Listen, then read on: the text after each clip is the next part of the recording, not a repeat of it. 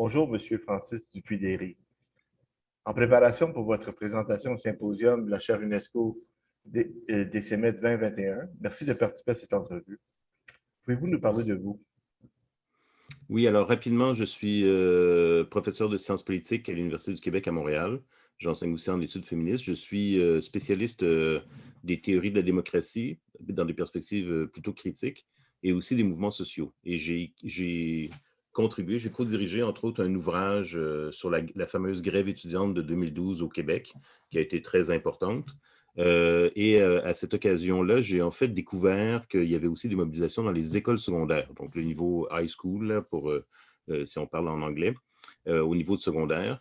J'ai réalisé surtout, non seulement j'ai réalisé ça en discutant avec des jeunes, mais qu'en fait, c'était pas du tout connu d'un point de vue de la recherche et de l'analyse, ces mobilisations dans les écoles secondaires. Moi, je venais d'une école secondaire où j'ai été très, très sage, et donc j'étais un peu jaloux de cette jeunesse turbulente. Et donc, j'ai décidé de lancer un projet de recherche spécifiquement sur les grèves dans les écoles secondaires. Au début, l'objectif était de travailler sur le Québec, le Canada et la France. C'est des pays que je connais le mieux, en fait.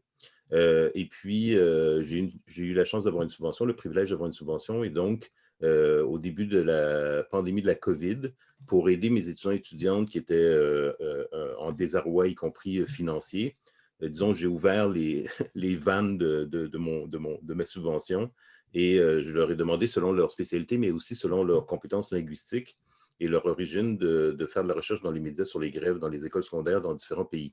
Et donc, je suis maintenant avec un beau problème, c'est que j'ai beaucoup trop de données, je ne sais pas comment gérer tout ça, mais j'ai à peu près 3000 cas de grève dans des écoles secondaires au 20e siècle dans une vingtaine de pays. Donc, c'est vraiment intéressant. C'est du matériel que je dois traiter là, dans les mois qui viennent.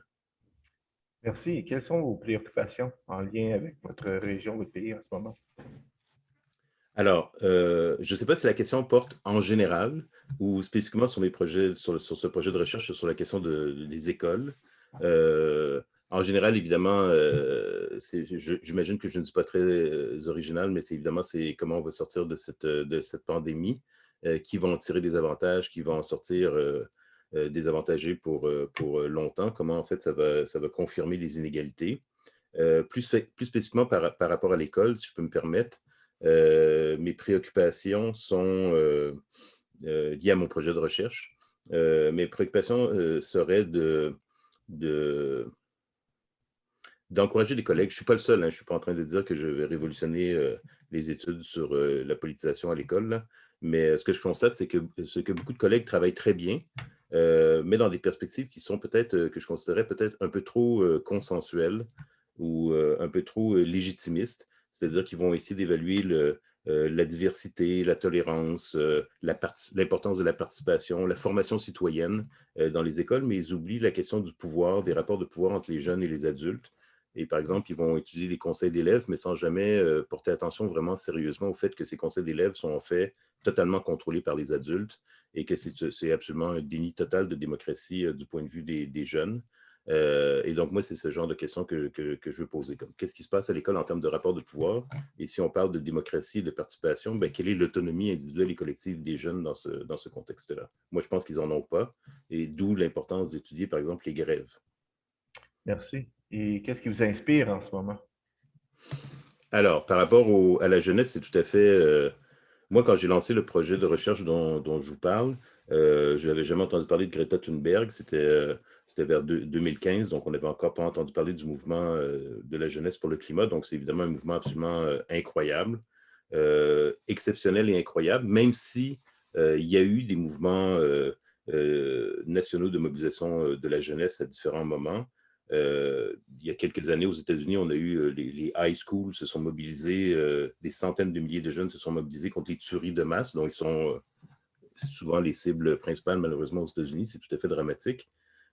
Contre le racisme, contre la ségrégation dans les années 50, 60, ou encore aux États-Unis, c'est dans les high schools qu'il y a eu un mouvement absolument énorme de grève. L'apartheid en Afrique du Sud a été vaincu en grande partie par des mobilisations de jeunes à l'école. L'intifada aussi, malheureusement, qui n'a pas été victorieuse. Donc, ce mouvement pour le climat est quand même exceptionnel par son amplitude, par le sujet, évidemment, et ça, c'est une grande, grande source d'enthousiasme pour moi et j'ai vraiment hâte que la pandémie cesse pour que le mouvement puisse reprendre. Et puis les jeunes se mobilisent aussi dans leurs écoles pour d'autres enjeux. Là, dans les dernières années, il y a eu beaucoup de mobilisations contre le racisme avec Black Lives Matter et d'autres mobilisations. À Montréal, on a eu l'école secondaire Henri Bourassa, où un professeur raciste qui sévissait depuis des années a été finalement mis à pied suite à des mobilisations des béliers solidaires. Donc ça, c'est des mobilisations qui m'intéressent et qui m'enthousiasment, mais qui me donnent de l'espoir aussi. Eh bien, M. Francis Dupuy-Derry, merci beaucoup pour cette entrevue. Merci à vous d'organiser tout ça.